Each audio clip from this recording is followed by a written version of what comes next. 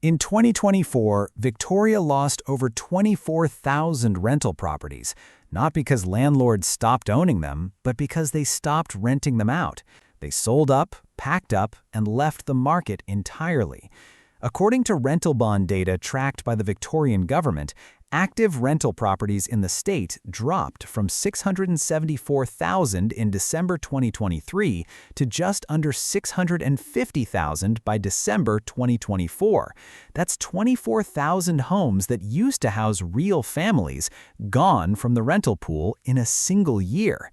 And if you look at why, the answer isn't hard to find. It comes down to a wave of new property tax laws that have hit Melbourne and Sydney landlords so hard, so fast, that thousands of them have decided the whole thing just isn't worth it anymore. So today, we're going to walk through exactly what changed, what these laws actually say, what the numbers look like right now as of June 2026, and why this isn't just a landlord problem, it's a renter problem, a housing problem, and honestly, a policy problem. Let's get into it.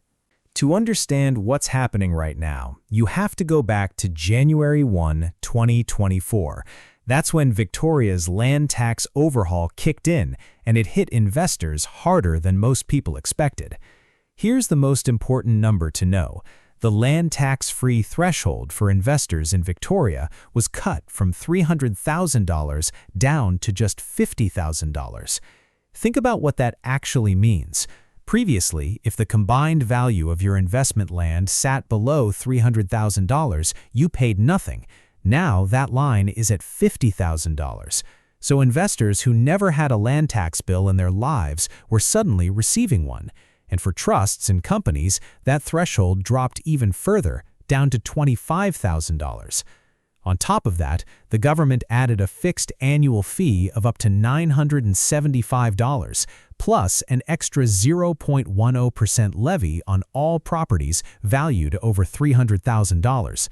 These weren't giant numbers in isolation, but stacked on top of existing costs, mortgage repayments, insurance, property management, maintenance. They pushed a lot of landlords into the red.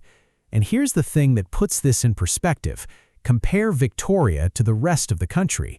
New South Wales has a land tax threshold of $1,075,000. Queensland is $600,000. Victoria, as of right now in 2026, is still sitting at $50,000.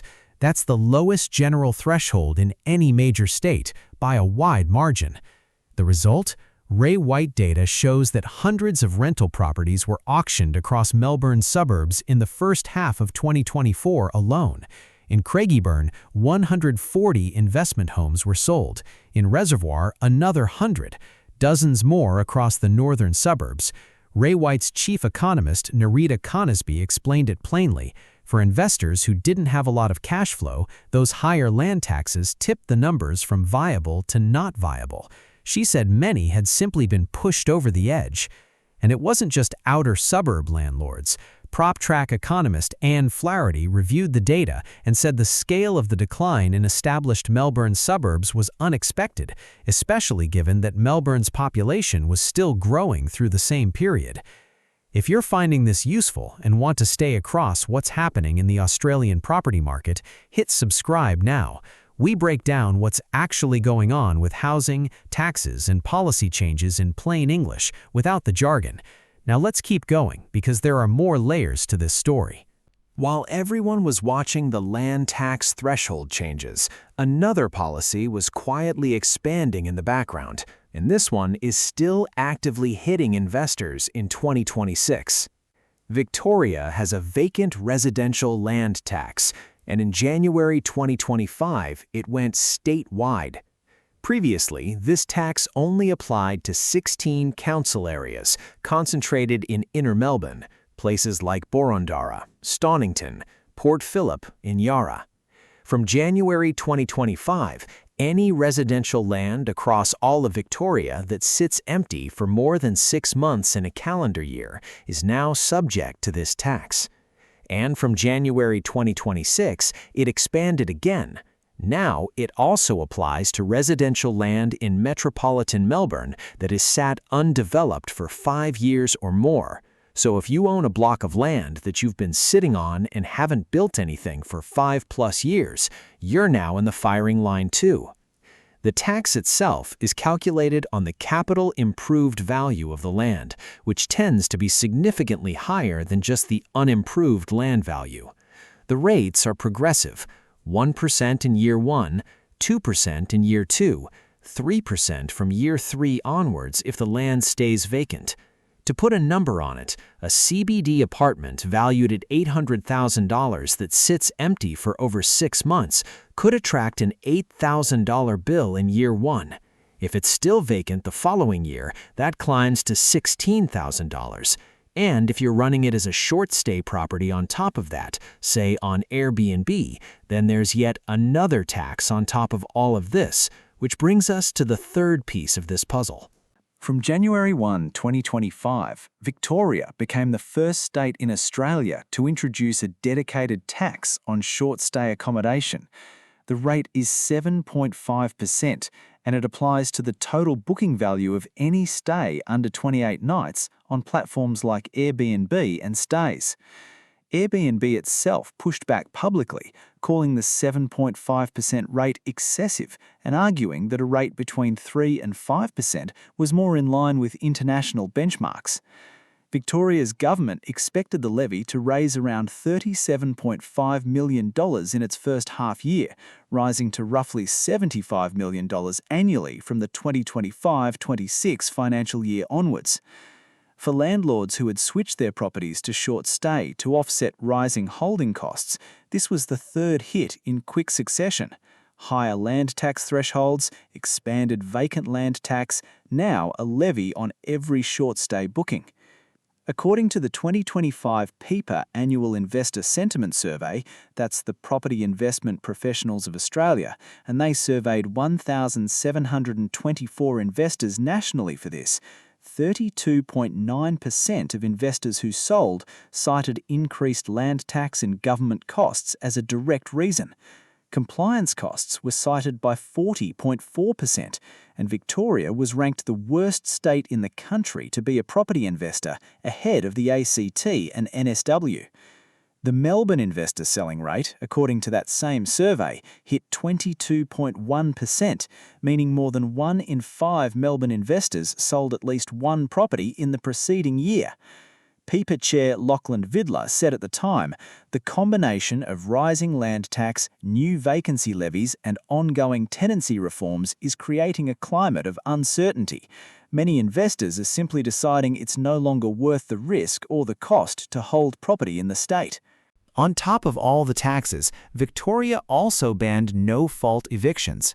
Since November 25, 2025, landlords in Victoria can no longer end a tenancy without providing a legally valid reason.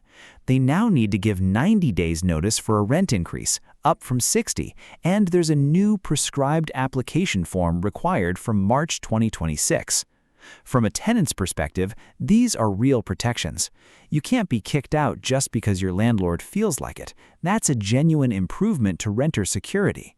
But from the investor side, this adds another layer of risk and administrative burden on top of an already heavy cost structure. And the data backs up the concern.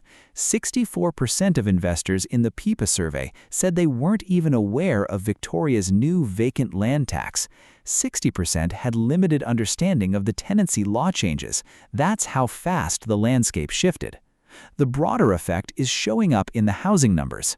According to the Victorian Government's Homes Victoria Rental Report, Melbourne's Metropolitan Rent Index rose 3.5% over the year to September 2025, which is actually well below the 8% rise recorded the year before.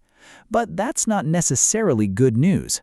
REA Group's senior economist Anne Flaherty told the market in early 2026 that conditions had improved slightly, with national vacancy rates edging up to 1.48% in January, the highest since February 2022. But she was clear, that's still less than half of what a balanced rental market looks like, which is typically around 3%. Now let's talk about Sydney and New South Wales, because the situation there is different, but the outcome for renters is ending up in a similar place. NSW didn't stack taxes on investors the way Victoria did, but it did something that property analysts have started calling a hidden accelerator. It froze the land tax thresholds. From January 2025, NSW locked its general land tax threshold at $1,075,000 and its premium threshold at $6,571,000. There's no indexation to inflation, no adjustment for rising land values. These numbers are frozen until at least mid-2027, when the Treasurer will reassess. The problem is that Sydney land values have kept climbing. In some inner-ring suburbs, land values grew between 9 and 12% per year between 2021 and 2025, according to NSW Valuer General data. So even without buying a single new property, investors who were previously under the threshold are now crossing it and receiving land tax bills they didn't factor into their financial planning. In the 2024-25 NSW budget, roughly 44% of all taxes collected were estimated to come from property. That's a lot of weight sitting on one asset class. Meanwhile, Sydney's rental market is at a critical point.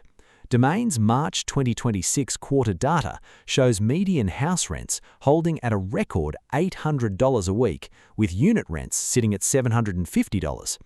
Vacancy is tight at around 0.8% in parts of Sydney, and a Domain report released in late 2025 put the income you'd need to rent a typical Sydney house without hitting rental stress at $135,200 per year, based on the 30% of income threshold. Most Sydney renters are nowhere near that income level. Sydney rents grew 7 to 9% annually through 2025, according to CoreLogic, and between 2022 and 2025, median Sydney rents climbed 20 to 30% in total. The market has now hit something of a ceiling. Rents aren't accelerating the way they were, but that ceiling is because renters simply can't pay more. Domain's chief economist described it exactly that way. Renters have hit their limit. So here's the full picture as it stands right now in June 2026. Private landlords supply more than 90% of Victoria's rental housing. When they leave the market in large numbers, and they have been in record numbers, supply drops, vacancy tightens, and rents go up. The government's intention with these taxes was to raise housing revenue and push vacant properties back into use. What's happened in practice is that a lot of the stock that left didn't go to owner-occupiers. It left the rental pool entirely. In Sydney, the frozen thresholds are quietly dragging more investors into land tax territory without a single new law passing. It's the kind of policy change that doesn't make front-page news, but costs landlords real money every year. And all of it flows downstream. Higher costs for landlords, higher rents for tenants, less supply, more competition. That's been the story for 2 years, and right now in mid-2026, it hasn't resolved. That's why homeowners, renters, investors, and first-time buyers are all watching these markets so closely. The data's real, the stakes are real, and the decisions being made in state budgets are reshaping who can afford to live where. If this gave you some clarity on what's actually going on, subscribe for more breakdowns like this. We'll keep following the numbers.